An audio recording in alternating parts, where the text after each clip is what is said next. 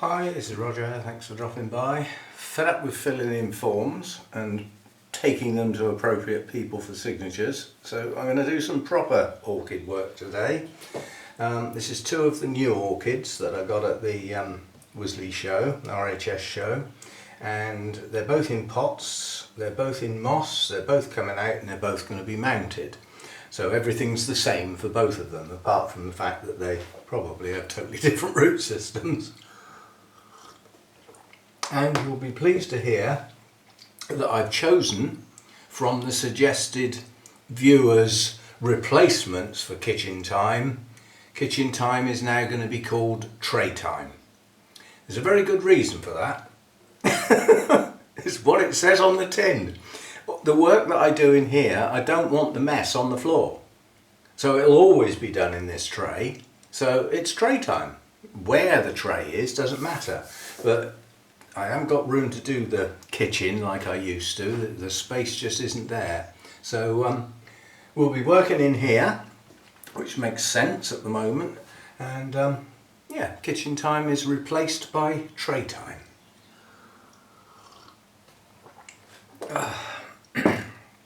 That's the theory, what I have and what I'm sticking with.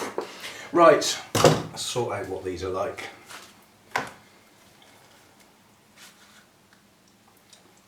You couldn't get a more rubbish pot, could you?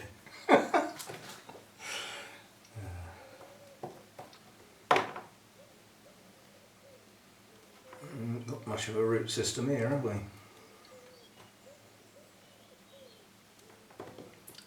So we will just tease out the old moss. We won't go mad. Doesn't matter if a bit stays. But that is not what I'd call a good root system, although I have worked with worse. Have we got one plant or two? Have we been cheated? Well, quite honestly, you sort of say cheated. The only cheat really, if you get two plants instead of one, is the fact that it's not as mature a plant as you thought it was, because it's two smaller ones. But nonetheless, you do have a second plant, which you could pot up separately and, you know, pass on to a friend, or try it in different media, see which one does best, all that sort of stuff. If you've got two plants, you get choices. I'm reasonably confident that this is two plants tangled together, but I'm going to leave them tangled together, quite honestly. It's just looking at the way this is. Yeah, I'm pretty sure there's two plants there. So there's me thinking I've got two leads yet again, when I haven't. I've got one on each plant. But nonetheless, it can grow on as it is, you know, twice the amount of flowers eventually, with any luck. Right, so that's that. That's one done. And then this one won't be so easy, because this one looked like it had dried up dead roots, but they're far from it. When I watered it, they all went a nice green. So we do have viable roots. Another rubbish pot. But this is not going to be easy to get the old moss out. If you get like a compacted thing like that, where all the roots basically around the outside, you just sort of hit the nail on the head really. If all the roots are around the outside, what's in the middle? And the answer is probably next to nothing. So the way to get at the middle is go up underneath and hook it out from the centre, and then you will find the sides collapse once you've got the middle out. If you can do it. It doesn't always work, but most of the time it does. And this will be the old, you know, decaying moss in the centre as well, which is no good to man the beast.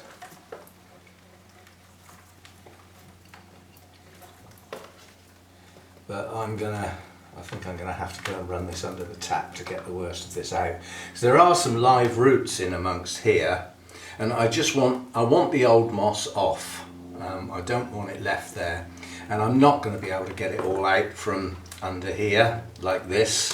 But I've made a start. I can now, you know, put the tap in there and start washing, and it should all break out from the sides. But because I don't want to do too much root damage, I'll go and do that under the tap. As I said, the tap will eventually push its way through and come out the top. So I'll be back, as they say, or as I say. Okay, that actually cleaned up quite nicely. It lost a few roots, but more than enough left.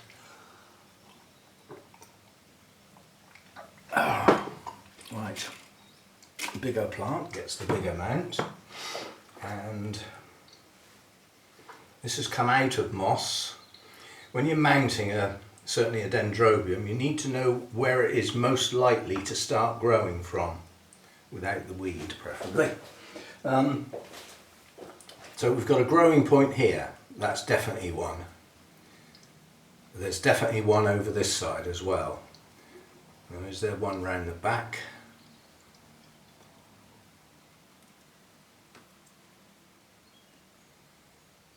I'm going to go with that as the back, and therefore this is the front. Growing points are often obvious as they've normally got the best roots coming off of them. The older part of the plant won't have. Actually, I'm going that way for that very reason. There's some pretty good roots coming out this side and not so good that side. So that's probably the older part of the plant. So that can go against the mount. Now this is going to be difficult to mount because it's going to want to go like that. Yeah, which it can do. You know, that's not a problem, but I'd like it to have some height. So I'm going to have to try and probably get a wire around the back couple of pseudo bulbs to pull those and make the plant go upright. Now this has come out of moss, heavy on the moss. So because I'm dealing with live moss, I'm actually going to put some moss round the back of the mount. Put some of this spindly stuff round the back so that the roots have actually got something to get into. It doesn't need a huge amount, but it's come, you know, the roots have come out of moss. They were packed in moss, really packed in tight. And often a change of environment for roots on orchids is what makes them go down. So we've got something for the roots to sit on. And then the rest of the moss will go on top. But I'm going to get a wire around there. Where's my towel? I'm going to get a wire around there to hold it in place before I start trying to sit moss on it, because it'll only fall off. Now, this is going to have to go around quite a few times, not to hold the plant, because I am wiring it, not using the fishing line, but to actually hold the moss on.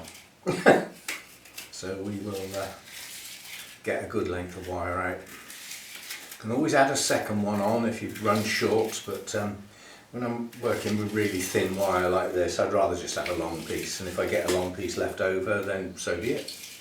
I'll put it to one side for another time. So we'll have a nice long piece. And then what we need now is to tangle it around our legs and trip ourselves up.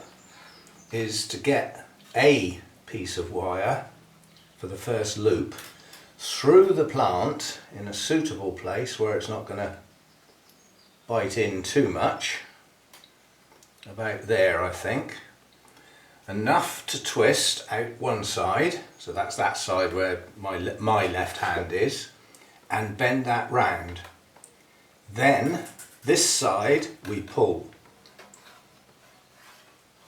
That's one. That's got the plant now, but I'm going to put another one round to make sure and pull the roots in a bit so that the moss will now sit flat, and then we'll go around with some more turns to get the moss to stay there.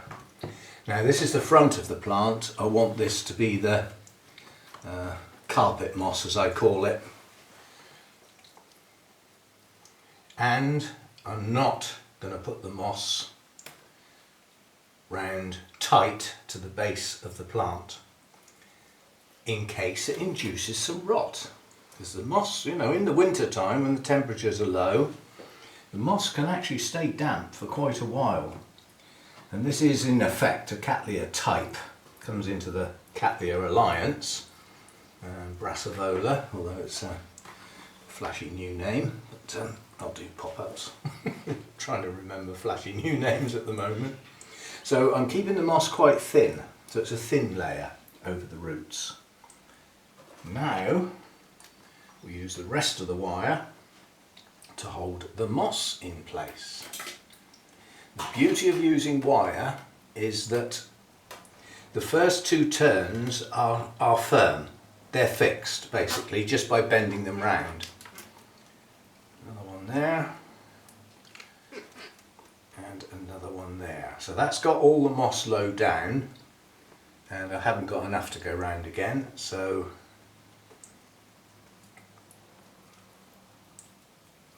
I need this top moss held in place. Do you know what I'm going to do? I'm just going to push that up in there and not actually fix it. Just bend it like that. It is wire, it will stay there. And then we'll leave it at that. And the piece that I would normally twist round the back, we'll just hook it round some of the other pieces and pull it tight. That's all I'm doing, is I'm just going to put it round there like that and bend it round. So it's fixed now. That's all it needs. And what it really ought to have is a tag, didn't it? But I'm going to start using my label maker. So what we've got here is some new roots and a growth. So somewhere around this point a new lead will come out. The other lead is farther up there, and there may even be another one round the back here. That is possible. So that's that one. We've got one dangly bit hanging down, but that's how they grow. Some stay upright, some curve over. Most of the roots are covered, but not all of them, and the base of the plant is clear. Yeah, so that if that gets a bit heavy on the water in the colder weather in the winter with the short days, the base of the plant will dry quickly, even if the moss around the roots doesn't. So that's one done. Know where to hang it. Yes, I have. I cleared a load of space, didn't I? Over there then. Now that's, being a Brassavola, needs bright light. That's a bright light plant. There's one of the Brassavolas, it's probably been renamed, Glauca. And in this country it's a bit of a pig to try and get to bloom because of its high light requirement, like real high light requirement.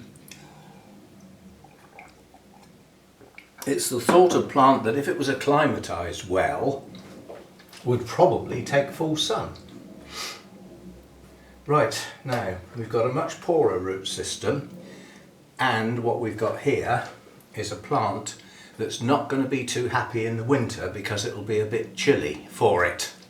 So it will probably stop growing in the winter, which means I've got to go very, very easy on the water, which is why I like the black hair types mounted now. I used to like them in pots, but it's so easy to just keep them too wet when the colder weather's there and the short days. They stop growing, and if there's too much moisture around the roots, they rot. So you can kill the plant quite easily. Trust me. So what I'm going to do with this is not put any moss underneath it. I'm just going to gently put it on there, and that long bendy root is flexible enough to be brought round there. It might branch out, might grow, who knows. And then again I'm going to avoid the base of the plant, and I'm just going to put some moss around the roots gently, not too much, not this time. This needs to be able to dry in winter quite quickly.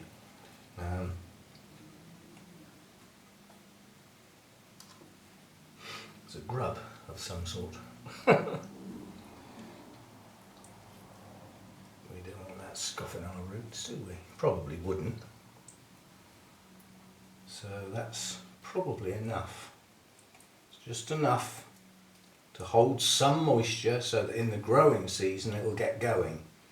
But in the winter time it can dry quite quickly. So I've just seen a root, that top root there has actually got a branch just starting on it. So I'm going to give it some moss to help it along, because that is a growing root tip. So that needs encouraging. that could push on and become a very large, nice new root. So well worth looking after. Right, again, this won't need many turns of wire this time round. Now come on, end, you were there a minute ago. Where have you gone now? There we are. Ugh. Whoops. Gonna work in there. Right, so we still need to go around a few times to hold the moss. We won't need to go round many times to hold the plant, because it's quite a small plant this time round. So this is aluminium bonsai wire. This is 1.5 millimeter, and on a coil like that there's 21 meters roughly. It's sold by weight, so you can never tell exactly. That's how bonsai wire tends to be sold nowadays, by weight. And it works well because it's coated, so it can't rust. Yeah, it doesn't get any form of coating or residue or anything on it. It remains clean, and as a consequence it's good to go over roots because there's nothing going to go wrong with it. I mean, steel wire, in theory, nothing goes wrong with that either, but I have seen steel wire that starts getting old get a coating of rust on it, and that's the last thing you want around your roots, is rust. Just checking that that's got the plant. Yep. And then this is what I normally do around the back of the plant, is I normally get the two ends and twist them off like that. Just give them a couple of turns, snip the ends off like that, and then get the pliers and pull and twist, and it'll pull it tight, providing you twist it the right way and not the wrong way, of course. If you twist it the wrong way, it gets looser. And then I just push those in to pull those tight as well. So there we go. Base of the plant clear of the moss. A root with starting a new branch in the moss. Moss around most of the roots, but a very, very thin layer of moss. Very thin layer. There's also a green root tip up here. That may well push on down. It'll be encouraged by the moisture. I mean, roots can't think, but they will head for moisture given half a chance, rather than away from it. So there we go, that's that one done. Relatively quick mounting session. And then I've got, out of the new plants, we've now got an actual cattleya to do, which that's got dodgy roots. Susanna actually admitted that the roots on that aren't good and said, did I still want to take it? And I said yes. I know it would be nice to buy perfect plants all the time, but there's no challenge there. I do quite like, bringing a plant back from not too good to something good. And then the other one we've got to do is already mounted, so that's why I haven't done it in this session, because those are the only two mounts up here that without going down into the shed to get some more. So that's why I've done those two. You're not going to like what came off of one of them, because Mr. Hairy has just been thrown in the bin. That's what came off of one of them to release the mount. It's dead, basically. It's shown no shoots or roots or anything now for 7 or 8 months, so it's had it. So what we've got left of Mr. Hairy, which I don't think is going to grow, is the only piece that had some signs of roots and some green on it, and it no longer has any green on it. It's still firm, but there's no sign of any growth on there whatsoever. So we may well have lost Mr. Hairy, in which case we will get another one. I'm determined to keep one of those going eventually. So there we go, the first of the tray times. So I've forgotten what I called it then. I like tray time. It's short. It can be a main title at the top of the screen, and I think it will work well on the grounds that kitchen time in amongst all the other YouTube videos when people are just wandering around looking for something to watch, kitchen time might sound, you know, like you've just had a new kitchen fitted, or it's all about kitchen units. So tray time is just about as obscure, really. But we won't get all the kitchen people watching. I don't know what we'll get. I don't know what we'll get. But as far as my viewers are concerned, you know, the expression tray time, you'll know what's in there. It's going to be work on orchids. It'll either be potting or mounting or you know, dividing a big plant into several smaller ones, which is potting or mounting again. It'll be variants on that, but it'll be basically working on orchids in my tray. Okay, so that's what tray time will be. See you next time. Thanks for dropping by.